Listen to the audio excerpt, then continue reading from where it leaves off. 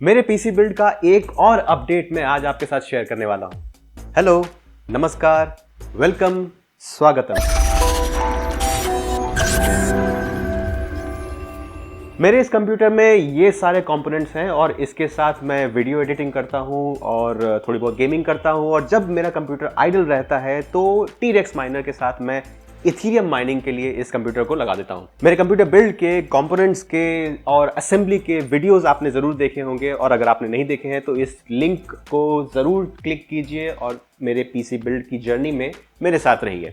आज का जो अपडेट है वो दो चीजों को लेकर है। सबसे पहले तो केबल मॉड, कॉर्सेयर का white sleeved cable set, PSU cable set मैंने खरीदा है और प्रॉब्ली इस बिल्ड के साथ वो और बेहतर लगेगा। ये जो केबल का क्लटर है, ये जो ब्लैक जेनरिक स्लीव वाले केबल्स हैं उससे बेटर लगेगा, वो लगा कर देखेंगे। और उससे भी बड़ी चीज, उससे भी बड़ा अपडेट जो है वो है ये है मेरे पास गीगाबाइट विजन ओसी एडिशन GeForce RTX 3060 Ti।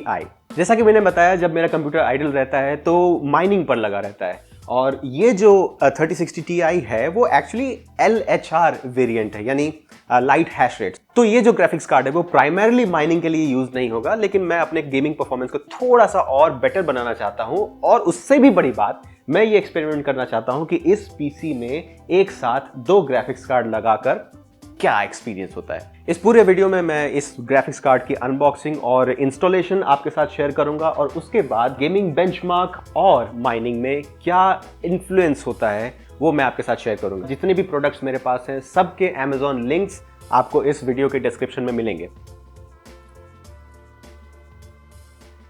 ये हो गया शटडाउन।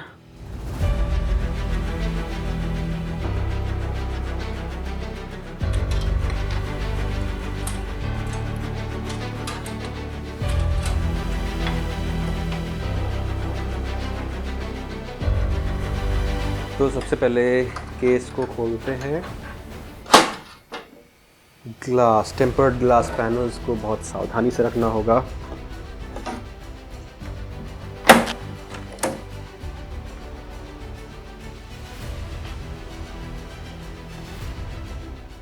ये जो सेक्शन है इसमें एक ड्राइव बे हुआ करता था जिसको मैंने रिमूव कर दिया है ताकि यहाँ पर इन केबल्स के लिए थोड़ी सी स्पेस रहे। अभी तो सारे केबल्स एक बार फिर से रिमूव होंगे।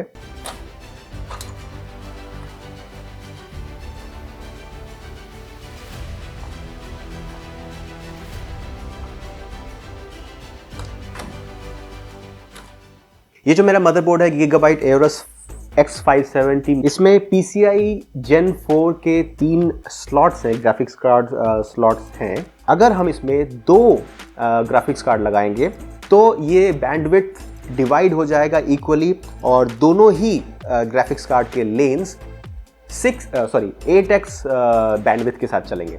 RTX 3060 के लिए 8x bandwidth is more than enough, चाहे वो गेमिंग के लिए हो चाहे वो माइनिंग के लिए हो। तो जो मेरा नया ग्राफिक्स कार्ड है 3060 Ti, वो ऊपर वाले स्लॉट में रहेगा, वो मेरा मेन ग्राफिक्स ड्राइवर रहेगा और ये वाला नीचे वाले स्लॉट में रह जाएगा। उससे पहले केबल्स को भी थोड़ा सा सॉर्ट आउट करना पड़ेगा। ये जो मेरा कॉर्सेयर का 1000 वाट का PSU है, इसके सारे जो ब्लैक जेनरिक स्लीव्ड केबल्स हैं उसको मैं पूरी तरह से चेंज करूंगा और उनकी जगह पर आएंगे ये gorgeous white individually sleeved cables. तो सबसे पहले इस प्रो PSU केबल किट को, कॉर्सेयर का जो white cable individually sleeved kit है, उसको खोलते हैं और देखते हैं कि इसके अंदर हमें कितने केबल्स मिलते हैं, कौन कौन से केबल्स हम इस्तेमाल करेंगे और एक्चुअली वो कितना बढ़िया लगता है। तो ये है 24 pin cable, PCI cables, type 4 cables. In fact जितने केबल्स पूरे PSU के साथ आए थे वो सारे ही इस किट में मौजूद हैं। SATA पावर केबल पेरिफेरल्स के लिए, ये तो इतने सारे केबल्स एक गॉर्जियस वाइट स्लीव में मिलते हैं। तो अब अनबॉक्स करते हैं मेन अपडेट को, यानी 3060 Ti। देखा जाए तो 3060 मेरे पास पहले से था, तो 3060 Ti उसके ऊपर कोई मेजर अपग्रेड नहीं है, लेकिन ग्राफिक्स कार्ड की और इनफैक्ट पीसी के हर एक कंपोनेंट की अभी जो मार्केट में स्थिति है स्टॉक्स की कमी और स्कैल्पिंग प्राइसेस, तो 3070 या 3090 तक जाना पॉसिबल अभी नहीं है। 3090 भी अभी अवेलेबल है, लेकिन वो लगभग 2.5 लाख के आसपास उसके प्राइसेस रहते हैं, वो भी लोवेस्ट एंड वेरिएंट के। तो ये 3060 Ti मेरे इस बिल्ड के थीम के साथ, वाइट थीम के साथ भी मैच करेगा। इसको खोल के देखते हैं। तो ये है gigabyte vision OC 3060 Ti। Graphics card के लिए क्विक गाइड है हमारे पास।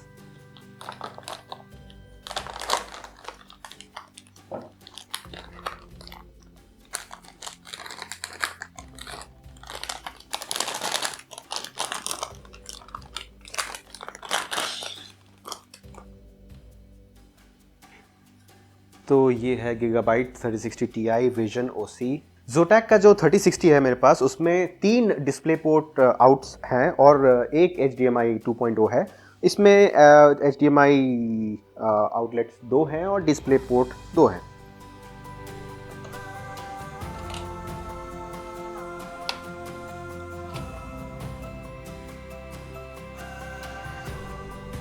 सबसे पहले 24 पिन कनेक्टर लगाते हैं।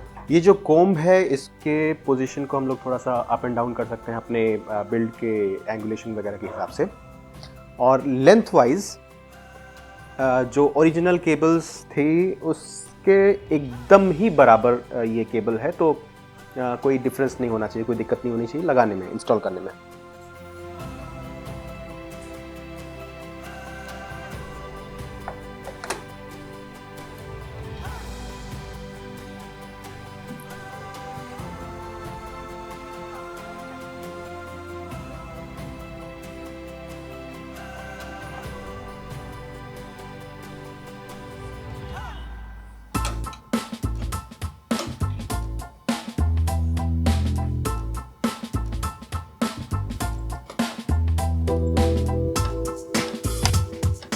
अब इसको यहाँ पर टाइट करना है और इसी की तरह इस बड़े वाले के नीचे जाएगा ये छोटा वाला।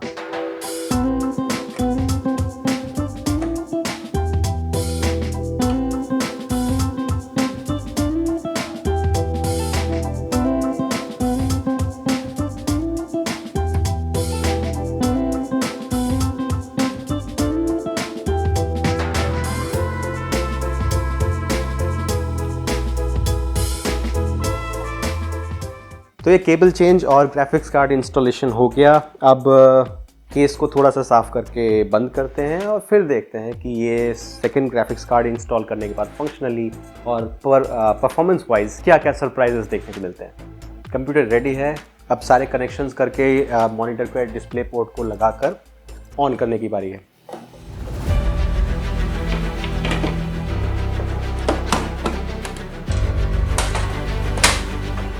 एक चीज़ तो भूल ही गया,